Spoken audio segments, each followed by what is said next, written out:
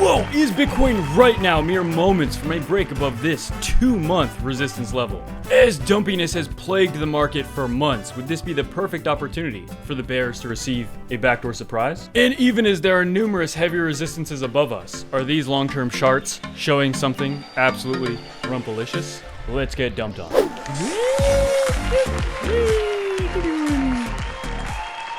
I'm your host, Bobby Bust, and your juice is about to get loose after I show you this video, guys. Absolutely huge. We have a lot to be dumping on into in this webisode, and let me just start off by saying, by no means am I saying this is confirmed, but we're going to talk about exactly what would have to happen for it to be confirmed, how you will tell if it is confirmed, because the topic that I'm going to be talking about is something that, based on everything that I've looked at, would be something that we would not have to wait much longer to see. And in fact, it looks as though it's on perhaps potentially the precipice as well. So if you guys are new to the channel, make sure to hit that like, subscribe, turn on the description, miss me absolutely time-sensitive alerts. And without any further magoo, let's make our own goo. Wow, so before we really dump into this surprise pattern, guys, I want to talk about this. So, and I've talked about this a few times, but this plays into this perfectly here. So, we have had a move below the 50-week moving average again.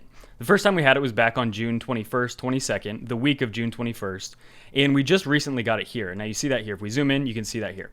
We spent a few days below 30K, okay? So we did see some nice dumpiness. But one thing we want to talk about right away is that we did not set a new lower low, okay? Over the past 3 months, there have been quite a few different lows. We did not set a new one. And in fact, we went below 30K, which is something I think was a big deal for a lot of people. We went below 30K. We went into the $29,000 range, but really not that far into it. And we really didn't stay there for very long. We did not even go below 29,000, where those previous lows were in that $28,000 range. On many exchanges, $28,000 was hit twice, or the $28,000 range was hit twice, back on May 19th and then on June 22nd. But yeah, you see that happen here. And now we've gotten another move below the 50-week as we've kind of just been drawn down to the 50-week over the past few weeks. You see us kind of just have that initial dump, and then over the last 4 weeks, we've just been trending downwards towards that level. And we've talked about this before, guys. For example here, when we entered a bearish trend back in 2018. Now, again, I'm not saying anything about the long-term implications of this. All I'm talking about specifically in this video is a short-term move. Could we have a breakout up to 50, 55,000 and then continue a downtrend?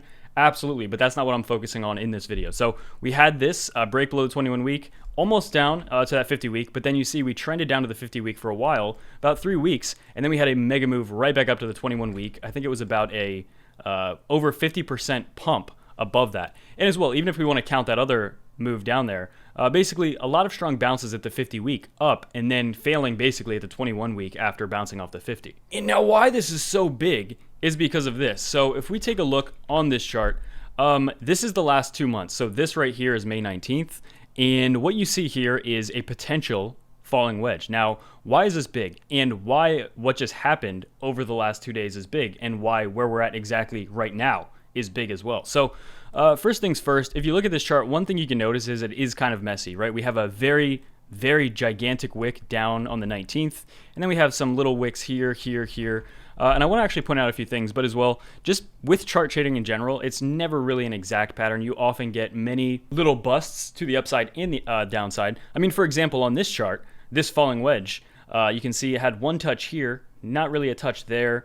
They're counting this as the first touch. It's saying it takes at least 2 reaction highs to form the upper resistance line, which I wouldn't even necessarily call this a reaction high, which is what they're calling it there. The point is this pattern is not absolutely perfect, but it is actually really close if you look at it, because if we look at this chart, there is a very clear level or a very clear trend of Bitcoin reacting at certain prices. Okay, and I have this on the 4-hour chart so you can see all of these little wicks. Bitcoin was only within these wicks for less than 4 hours. So it was a very, very, very quick amount of time. Did not spend a lot of time doing that. However, what you see is where we have this trend line drawn here, you see there are a few wicks here, or sorry, a few candles and wicks, a few candles here, multiple candles here, a lot of candles here, and then it's like 7 or 8 candles right here as well just 2 days ago.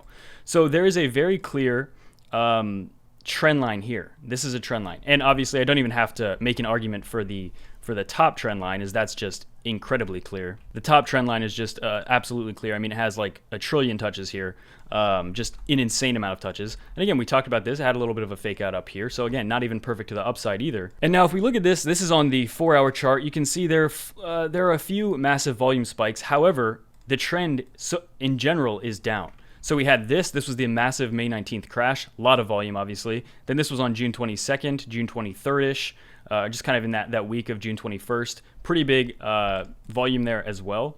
That's right about here on the chart. And then the same thing here, the most recent, biggest wick we've had in the last, I guess since the end of June. So in the last month were like these multiple here, but you see a lot of volume coalesce here. And that's where we just recently had another bounce off the bottom here. So falling wedge is a bullish pattern that begins wide at the top and contracts as it gets lower. Regardless of the type, reversal, or continuation, falling wedges are regarded as bullish patterns as opposed to like a rising wedge. So according to this site, and again, these rules are made to be broken anyway, but a lot of this does apply to this current move regardless. It says it has to occur, it forms over a period of 3 to 6 months. You know, it has been forming for roughly about 2 months, a little over 2 months. Bitcoin has been in a downtrend really ever since its all-time high. So it's been in a downtrend for about 100 days. So over 3 months, it's been in a downtrend. So yeah, Bitcoin's been pretty dumpy for a while. Could this break to the downside? Absolutely. But if that would be something to consider and talk about, it would make more sense to be talking about it if Bitcoin was down testing these levels right around 29,000 again. So yeah, it would have made a lot of sense to have a very bearish scenario for this breaking to the downside if, when you make the video, it was testing the downside. However, right now it's testing the top, which is also exactly one of our long-term resistance levels here. There's 5 major ones. And as well, this is the key here, nothing should be really traded or confirmed here because you want the resistance to break. Bullish confirmation of the pattern does not come until the resistance line is broken in a convincing pattern. So again, that's why a lot of people, with trading and everything, whether trading or not, you always want to wait for a confirmation period. And so far, this is not a confirmation, okay? So let's just get that out of the way. This has not confirmed anything. However, this is the exact type of scenario where we could see, Bitcoin does not have to do much to actually initiate a confirmation. As I said, I think it was a video or 2 videos ago, 33.5, breaking above that. I think Bitcoin has a very good short-term bullish scenario. So with that being said, 33.5 is a little over $1,000 move from where Bitcoin currently is, and percentage-wise, it's about a 4% pump. Okay, 4% is not a lot. It would not take a lot of price increase for Bitcoin to get bullish, but it would be very significant because it would be breaking this long-term downtrend, which it has failed over and over. And again, this is exactly what I mean. So see, we had these little moves above, and they all failed. So technically, that's why you want to wait for like a real convincing confirmation, because just because, let's say we did something like this, let's say we came up to 33, maybe even 33.5 in a quick little pushback, that's not extremely convincing. And again, a lot of people even wait for a breakout, retest, and then another confirmation to even trade that or enter positions there too. Either way, this is not confirmed by any means. However, it is something, I mean, this is the internet, so people have probably made videos on this. I'm sure somebody has, or maybe nobody has, I'm not sure.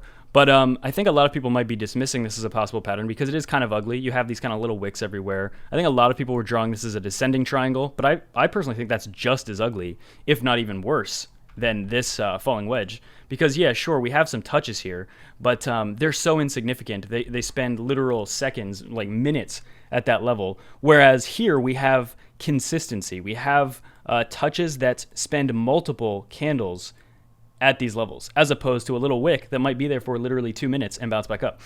So yeah, you just want to look for consistency and identify where the trend line seems to be, which again, I think this is just as good of a trend line as any that we've seen over the past 2 months. And with that being said, it's been kind of bullish with fundamentals. I mean, it's been insanely bullish for fundamentals for Bitcoin for the past year and a half, to be honest. But yeah, we've had some pretty decent just news even within the last week. We have the SPX having a really nice rebound above the 50-day moving, or bouncing on the 50-day moving average. DXY, not doing horrible, but it had a little bit of a dump earlier. Now it's having just kind of still trading within that same range it's been for the past couple of weeks. And a lot of people are, again, eyeing up a lot of altcoins as well. Ethereum's very, very close to potentially reversing here and continuing up. So if you guys are new to the channel, make sure you hit that like, subscribe. Changes gives me these absolutely time-sensitive alerts. And as well, if you're interested in earning APY, if you're interested in any bonuses, there are a bunch in the description below. Bybit is now offering spot trading, which I think is probably one of the best moves for them, considering they have a very reliable platform in terms of uptime, as opposed to some of the top exchanges, which, again, I repeat this like every video, but it is pretty annoying that Coinbase crashes every time there's a giant move up to the downside. As we were approaching 60K, obviously, there was issues. As we were moving down, there was issues. There seems to always be issues. And it's not just Coinbase. A lot of other exchanges do as well. I think Coinbase just stands out because it is widely regarded, or it's very known by the mainstream, I guess. And it's honestly, I think, helping move the space forward and get a lot of people involved, especially with their easy UI and everything. I think it's very attractive to people. And the fact that they cannot just keep the exchange up, I think is a very, very big issue. But without any further ado, that's it for me. Bye-bye.